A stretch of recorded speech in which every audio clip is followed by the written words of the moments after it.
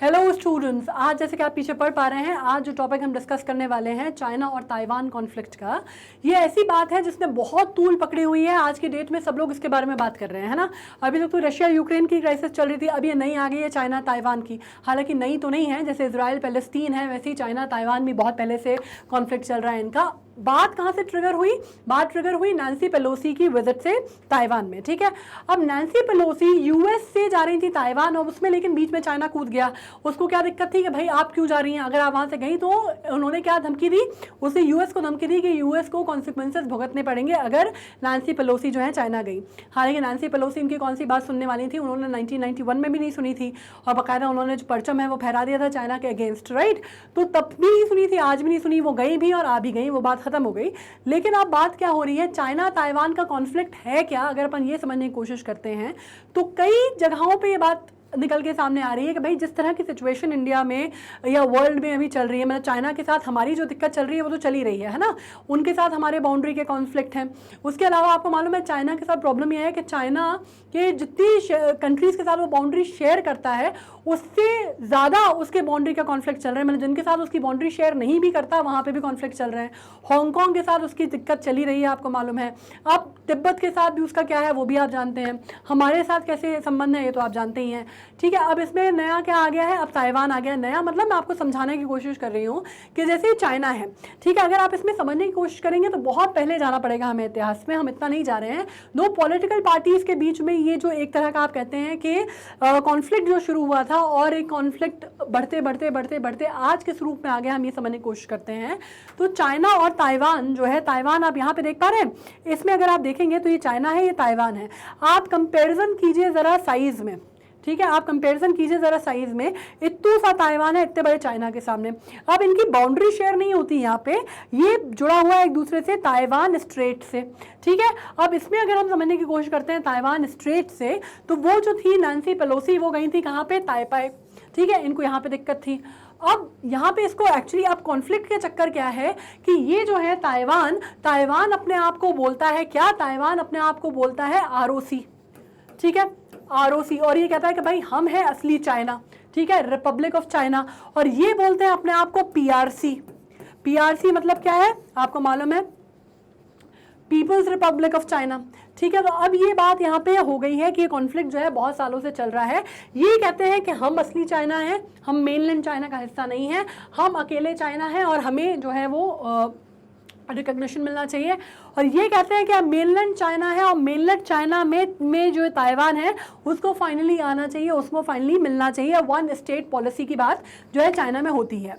अब ये बातें बहुत सालों से हो रही हैं, लेकिन इसमें अब चाइना के साथ क्या चक्कर है ना, अगर आप इनको देखते हैं शी जिनपिंग, अब शी जिनपिंग के साथ बहुत दिक्कत है। उनको अपना क्या है मसल पावर दिखाना है, उनको अपना टर्म जो है वापस लाना है, अपनी पॉपुलैरिटी बढ़ानी है, उसके चक्कर में वो ये बातें जो है बार बार करते हैं। अब इनको आपको मालूम है कि ये किस तरह का काम कर रहे हैं। इनको यहाँ पे अगर आपने मोबिलाइजेशन जो है आर्मी टैंक्स वगैरह का मोबिलाइजेशन जो है वो नैन्सी पेलोसी के बाद उन्होंने स्टार्ट कर दिया, या आपको मालूम है कि जो मूवमेंट है शिप्स का वो स्टार्ट कर दिया उन्होंने, वॉरफेयर शिप्स का ठीक है। तो अब इनको क्या लग रहा था बेसिकली कि चाइना को लग रहा था कि ताइवान जो है घबरा जाएगा, लेकिन ताइवान घबराया नहीं। ताइवान ने बिल्कुल एकदम हेड टू हेड ले लिया इनसे कि आ जाओ देखते हैं फिर, ठीक है।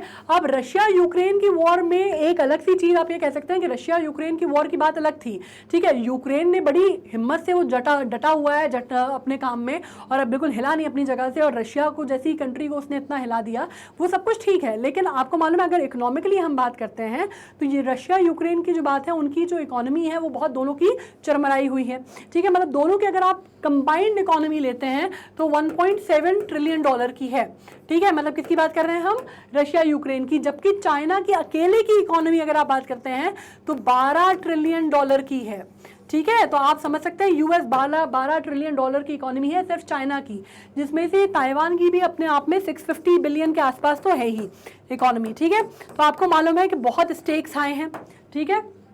अब इसमें नेक्स्ट चीज़ ये होती है कि जब हम वर्ल्ड ट्रेड की बात करते हैं तो लीडर वर्ल्ड ट्रेड में आज की डेट में कौन है, चाइना है।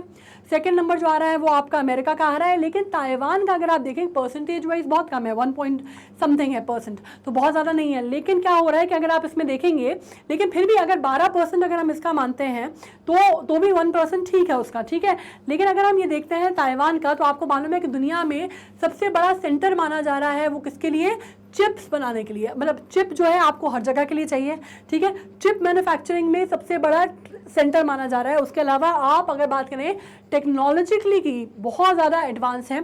इसके अलावा ये जो एरिया है जहाँ पे आप बात करते हैं, तो ये एरिया बहुत ज़्यादा सेंसिटिव एरिया माना जाता है ट्रेड के लिहाज से, इकोनॉमी के लिहाज से। और दूसरी बात, अगर आप यूएस की बात करते हैं तो यूएस जो है, अगर ताइवान के ऊपर चाइना ने हमला किया तो यूएस बीच में ज़रूर आ जाएगा, क्योंकि यूएस जो है बहुत ज़्यादा वल्नरेबल हो जाएगा। क्योंकि पैसिफिक, सबसे बड़ी बात, चिप अगर इसके हाथ में चलेगी चाइना के, तो आपको मालूम है चाइना यूएस के संबंध बहुत खिंचे हुए हैं, ठीक है। वो कभी नहीं चाहेगा कि ताइवान उसके पास जाए, ताकि ये जो इंडस्ट्री है कम से कम उससे बिल्कुल इंडिपेंडेंट रहे, ठीक है। पहली चीज़ यूएस का ये है। दूसरी बात ये है कि अगर आप इसमें पूरा नक्शा आपको समझ में नहीं आ रहा है, लेकिन अगर चाइना नीचे बढ़ना चाहता है पैसिफिक में, तो उसके पास बहुत सारी दिक्कतें यहाँ पर हैं कि आपको मालूम है नीचे की तरफ आपको जापान भी है। जापान भी अगर इसमें आ गया वॉर में तो और ज़्यादा सिचुएशन ग्रिम हो जाएंगी, क्योंकि जापान और चाइना के भी संबंध जो है खींचातानी चलती रहती है, ठीक है।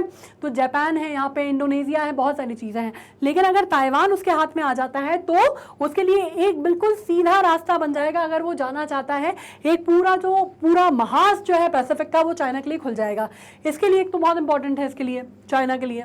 ताइवान दूसरा क्या कर रहा है कि ताइवान ये बात जानता है कि भाई मिलिट्री वाइज तो बहुत मुश्किल है चाइना से उलझना, ठीक है इनको। और चाइना के लिए भी उतना आसान नहीं है। मतलब चाइना के लिए बोला जा रहा है कि उसको अपनी बहुत जो मैक्सिमम अपनी पूरी मेजॉरिटी है अपनी आर्मी की और अपने डिफेंस की, वो उसको लगानी पड़ेगी अगर वो ताइवान से जीतना चाहता है तो।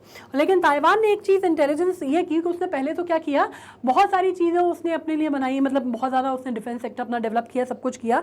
बाद में वो एक चीज़ समझ गया, पॉर्क्यूपाइन स्ट्रैटेजी आ गई उसको समझ में। पॉर्क्यूपाइन स्ट्रैटेजी क्या, पॉर्क्यूपाइन स्ट्रैटेजी में वो ये समझ गया, पॉर्क्यूपाइन एक जानवर होता है जिसमें बहुत कटीले, जिसके ऊपर आप कह सकते हैं कांटेदार होता है। मतलब उसको शेर भी अगर खाए ना तो क्या मतलब होता है कि शेर भी जो है वो तड़प के मर जाएगा, क्योंकि उसके जो कांटे हैं वो शेर को भी चुभ जाएंगे, तो शेर भी घबराता है उसको खाने से। तो ये सेम चीज़ जो है ताइवान ने की कि भैया तुम अगर हम तक आओगे तो ठीक है, हम तुमसे उलझ नहीं सकते, बहुत छोटे हैं, लेकिन हम नुकसान तो तुम्हें इतना कर देंगे, डैमेज हम भी तुम्हें इतना पहुंचा देंगे कि तुम भी उभर नहीं पाओगे फिर। तो उन्होंने क्या किया, उन्होंने ये जो क्षेत्र है अपना पूरा, जिसमें आपको मालूम है ताइवान स्ट्रेट में, यहाँ पे उन्होंने पूरे में उन्होंने लगा दी हैं लैंड माइंस, ठीक है। जो अंदर का क्षेत्र है, मतलब जैसे ही अगर आप वहाँ पे जो पूरा बीच का जो स्ट्रेट है उस पर उन्होंने लगा दिए हैं जो अंडरग्राउंड अंडर सी जो माइंस होती हैं वो लगा दी हैं, कि जो भी शिप्स आएंगी, शिप से ही आओगे ना, कितना मोबिलाइज कर लोगे एयरफोर्स को, कितना मोबिलाइज कर लोगे एयर से आना, आपको आना तो ज़मीन से ही पड़ेगा या शिप से पड़ेगा अगर आप इतना जंग लड़ना चाह रहे हो तो उन्होंने यहाँ पे पूरे में माइंस बिछा दी हैं।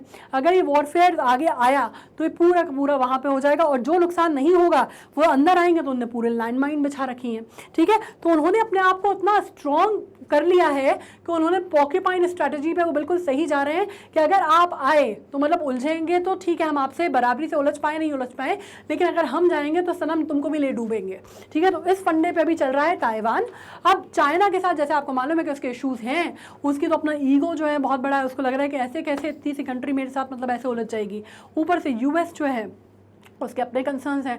हालांकि बात हुई है नैंसी पेलोसी की, तो नैंसी पेलोसी जैसे आपको मालूम है कि वो आई भी और चली भी गई, और चाइना जो है एग्जैक्टली बोलता ज़रूर रहा और उसने मोबिलाइज़ किया भी, लेकिन उनका कुछ नहीं बिगाड़ पाया, क्योंकि कहीं ना कहीं वही जानता था कि यूएस से वो सीधे उलझने में अगर सक्षम नहीं है, और अगर हुआ तो सीधे थर्ड वर्ल्ड वॉर की शुरुआत होगी, और दोनों ही न्यूक्लियर कंट्री हैं, ख़त्म दोनों ही हो जाएंगी, ठीक है। तो ये समझने में आई थिंक आपको ज़रूरत जो है थोड़ा बहुत जो है क्लियर हुआ होगा कि बेसिकली चाइना और ताइवान कॉन्फ्लिक्ट है क्या।